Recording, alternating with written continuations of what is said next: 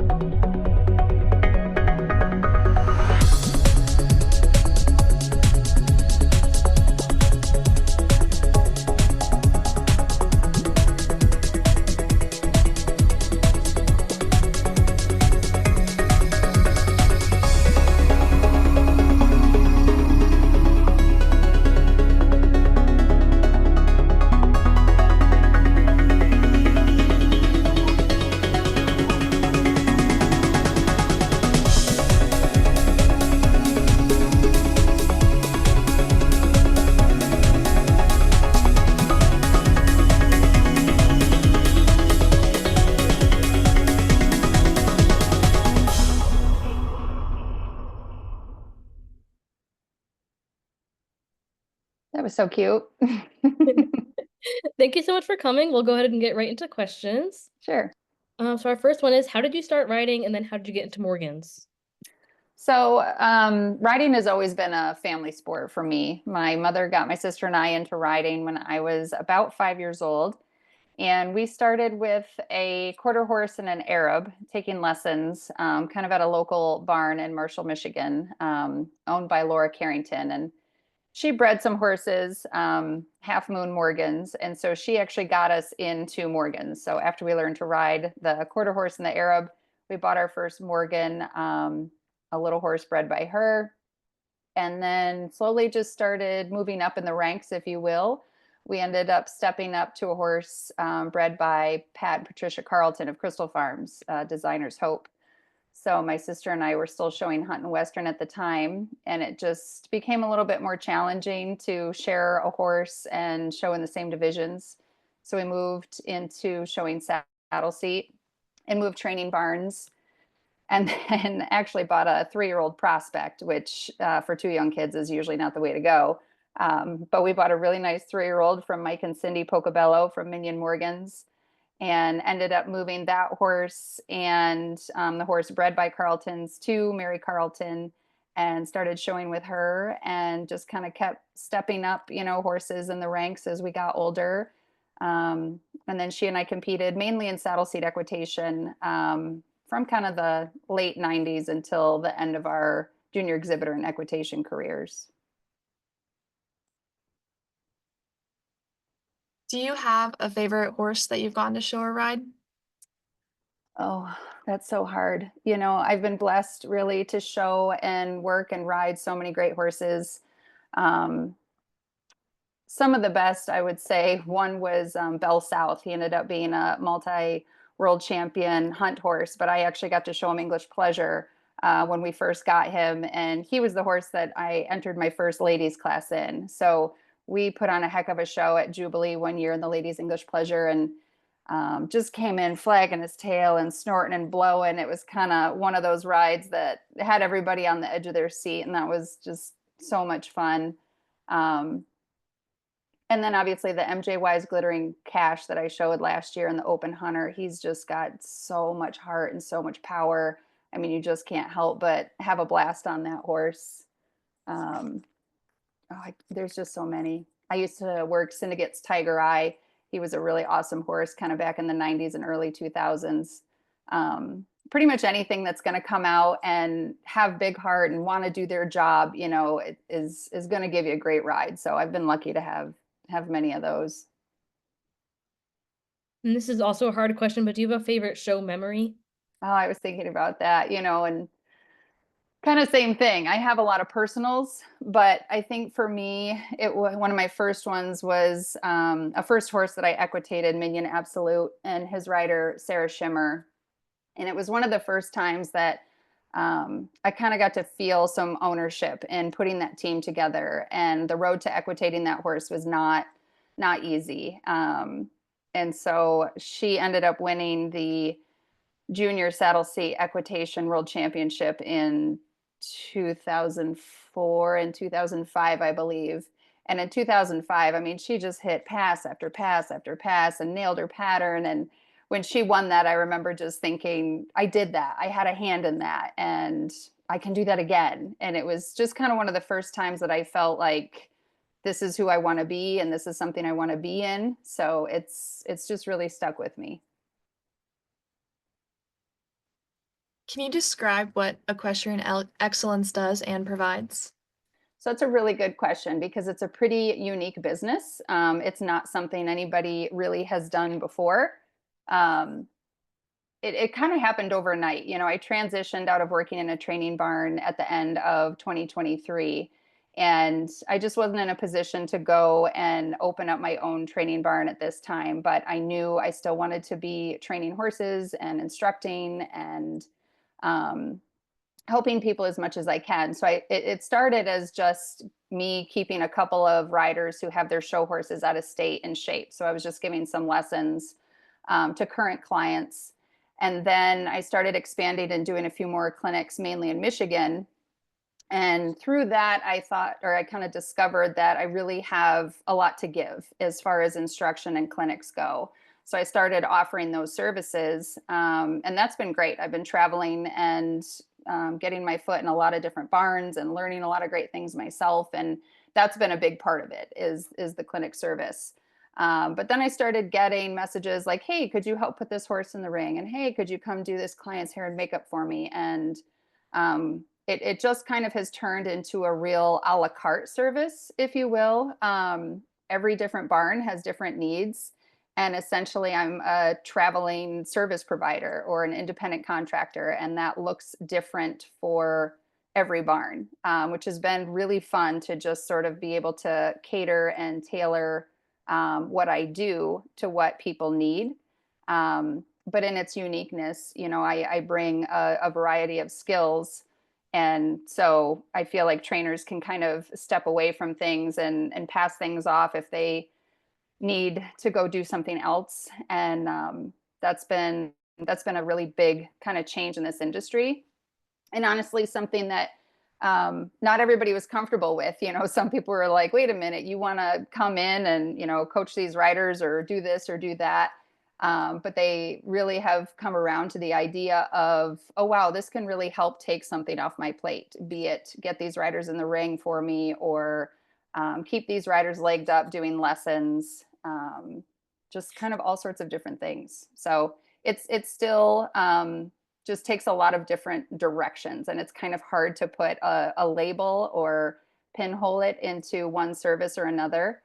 But that's really kind of what makes it fun and exciting is it's a different career for all sorts of different people.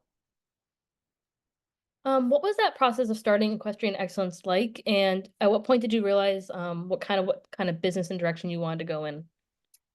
So starting it, like I said, sort of happened overnight. When I got home from Oklahoma in 2023, I had some clients that, you know, still had show horses other places and just wanted me to keep them legged up. I have a adult equitation rider who had been leasing horses and just kind of didn't really have a partner. And so she was the first one who really came to me with a goal. And she said, this is really something I want to work on. And so I helped her achieve that goal. You know, I set her up with a training barn in Indiana.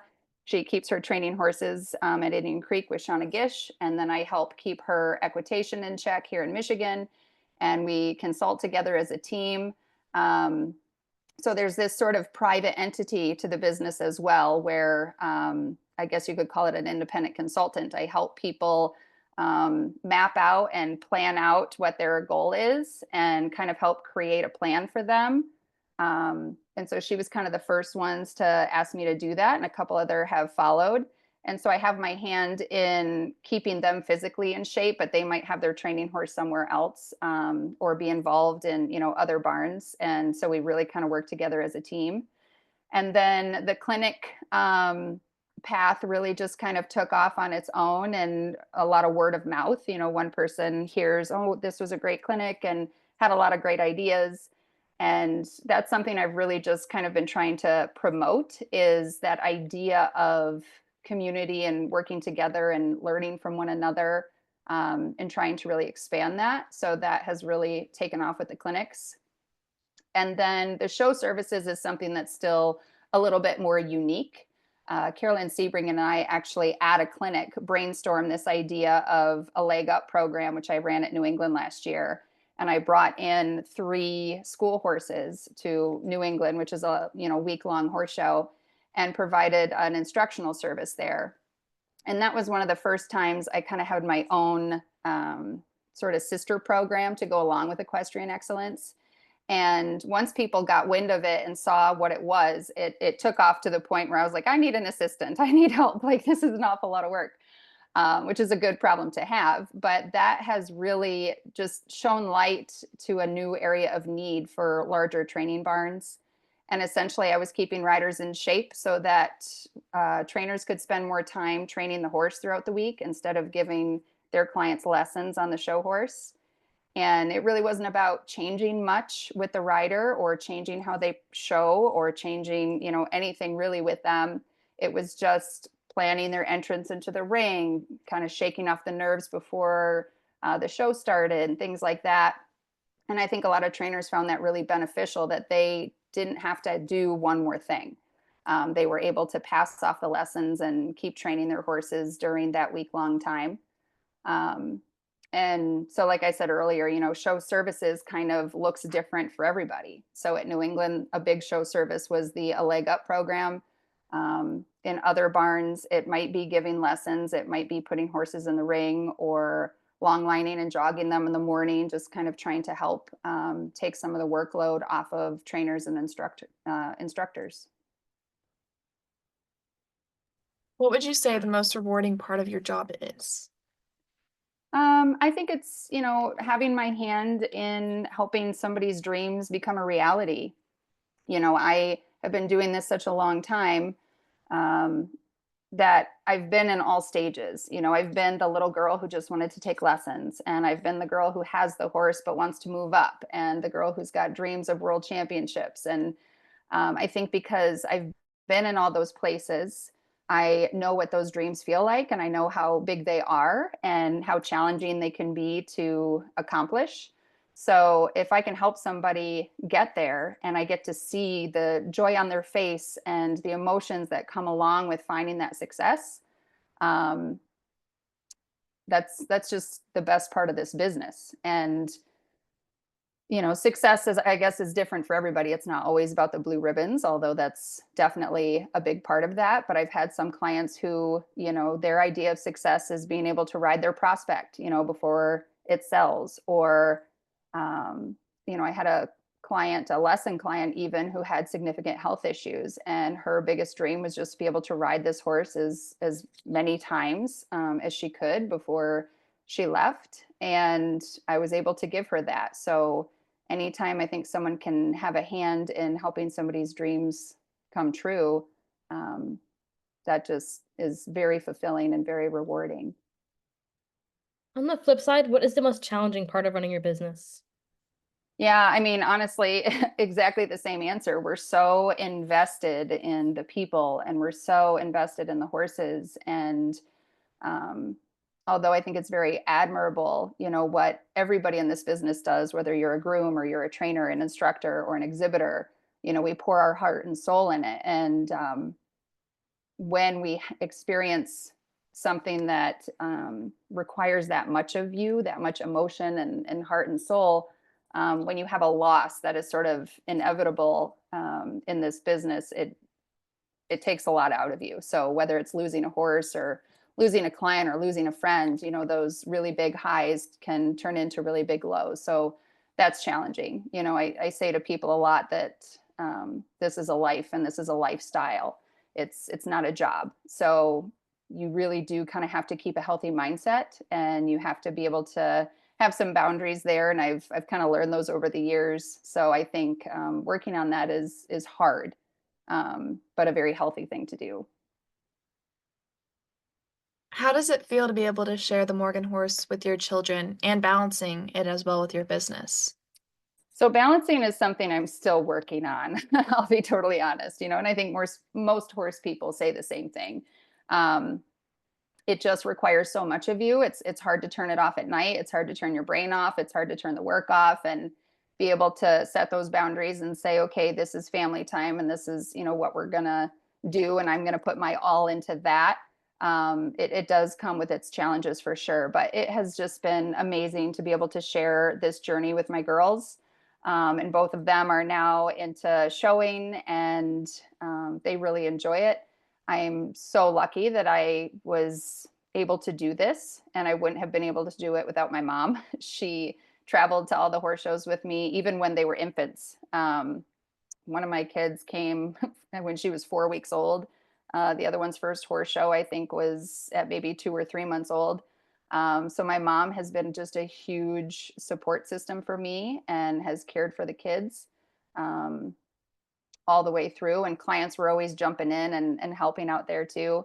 Obviously, it's a lot easier now that they're older because they're showing themselves and they're helping, get horses ready and do some jobs around barns. And they've made a lot of friends. So they're kind of off doing their own thing when we're at the shows, which makes my job a little bit easier now. But I've been really lucky that they love horses as much as I do, and that they love traveling with me and learning new things, with the horse community. So it's just been the best thing. From your experience of training, do you have any certain qualities that you look for in an ideal show prospect? So it's actually changed for me, I think, in the last, I don't know, 5, 6 years. There's always the go-to boxes. Obviously, you want something that is conformationally correct, and you want something that's sound. I've always put a lot of emphasis on where their shoulders or where their neck comes out of their shoulders, depending on what type of horse I'm shopping for. But I have sort of transitioned from not focusing so heavily on, do they come out snorting and blowing and flagging their tail right away. I really kind of learned that not every horse is going to be a top athlete as a 2-year-old. And some of that confidence and personality really takes time to develop. So I've really started to focus a little bit more on their patience, their trainability, those types of things, because the rest of it will come in time. And I usually just try to buy something that's really quality. I think if you buy something that's quality and is very trainable, it's going to end up being a nice horse for somebody. And reminding clients too that a prospect is a prospect. We're not 100% guaranteeing this is going to be what it's going to be. But when you buy something that's quality and has a good mind, it's going to make something for someone out there. What do you feel is one of the most important aspects of instructing people in riding? Um, I really think it is safety. And by that, I mean the rider and the client really has to feel safe with you, and not just in the physical sense of feeling safe. They have to be able to trust you and trust that your guidance is going to lead them down a good path. I have a very good friend of mine who sort of coined the phrase, I think, clear is kind. And I think that is kind of some of the best words to live by. And if you are very clear with people, then they will build that trusting relationship with you, and you can instruct them a lot better. I'm not afraid to tell somebody the truth and tell them what I really think. And being clear in that way is really kind of what builds that trusting relationship between an instructor and a client. Do you have any advice for someone who wants to start their own business, or any advice on how to get into training and instructing? Yeah, I mean, kind of kind of back to the clear as kind. I think when you are starting a business, it's really important that you surround yourself with a really good team, and that you create a support system for yourself. You may already be a head trainer or a head instructor, or you might be starting from the bottom up, but at some point you're going to need to rely on people and have people that are there to support you. And so your job, I think, is to create that community within your barn by being very clear and being very honest with them and remaining teachable. I think that's a really important trait, is that you don't stop learning, that you're able to adapt to the change in training, change in trends, change in ideas. And, you know, we're all sort of affected by the same things in this business, be it the economy or new rules and regulations coming by government agencies, you know, all sorts of things. So we're going to have to work together to make this business successful for everybody. And that's going to really help your small business grow. That's awesome. That was the end of our questions. Did anybody on the call have any further questions?